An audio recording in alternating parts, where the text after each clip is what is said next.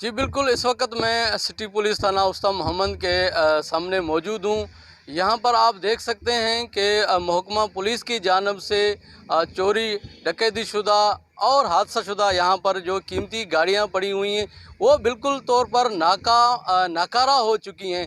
जबकि आला कीमत की ये गाड़ियों में बड़े पैमाने पर यहाँ के जो कीमती आलात थे, वो भी चोरी कर लिए गए हैं। लेकिन अफसोस का मकाम है कि उस्ताद मोहम्मद पुलिस की जानिब से इस पर कोई भी तवज्जो नहीं दी गई, जिसकी वजह से कि लाखों रुपए मालियत की जो गाड़ियां हैं ये बिल्कुल ख़त्म हो चुकी हैं, नाकारा हो चुकी हैं।